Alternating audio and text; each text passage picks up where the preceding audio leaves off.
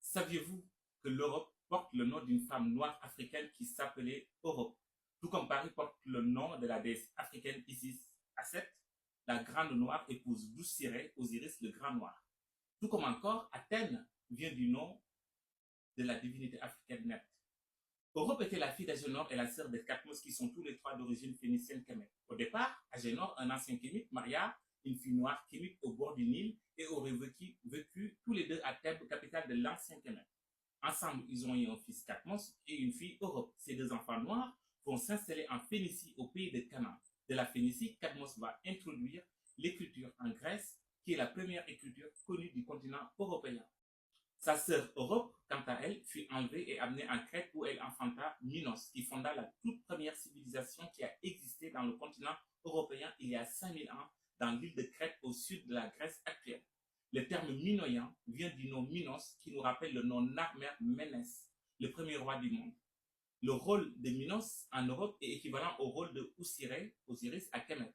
Nos ancêtres, Kemet, disaient que c'est Oussiré qui a fondé la civilisation Kemet, comme les Minoïens disaient que c'est Minos qui fonda la civilisation européenne.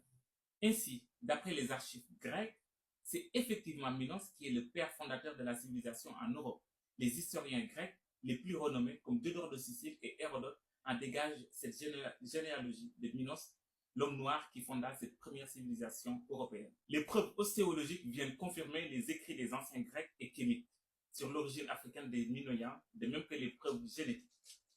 Nos ancêtres Kémètes les appelaient les Keftiou et Crète Kefti, comme le mentionne l'hymne du pharaon le plus légendaire de l'histoire, Deoutimessou de Toutmosis III. L'organisation sociale des Minoïens était matriarcale, qui est un trait culturel exclusivement noir africain.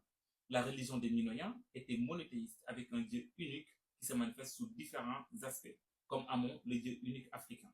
La nation minoïenne disposait d'un souverain roi prêtre, comme en Afrique antique authentique. Les Minoïens possédaient des systèmes d'écriture, dont une hiéroglyphique.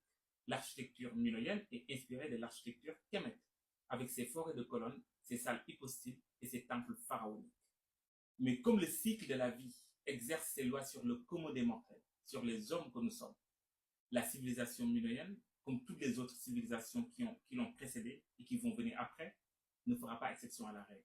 Au pic de son apogée, elle va disparaître en laissant graver sur son passage le premier État avancé européen et la première civilisation monumentale à avoir jamais existé sur le continent européen.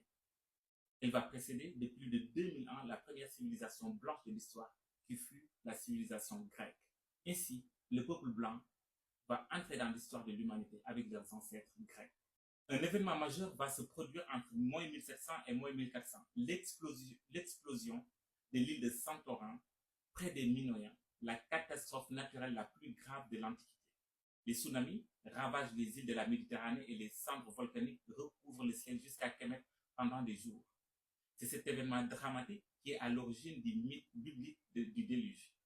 Malgré cette catastrophe naturelle, les Minoïens vont se reconstruire, mais vers moins 1400, les nombreuses invasions de tribus blanches achéennes, des cultures nomades guerrières et patriarcales venues des pays d'Europe du Nord, vont affaiblir l'Empire et précipiter sa disparition. Dès lors, on voit très bien que derrière le miracle grec se cache en réalité un miracle africain, et derrière le modèle arien se cache un modèle kémète. D'ailleurs, les anciens Grecs le disaient avec une certaine fierté, le rôle civilisateur des Africains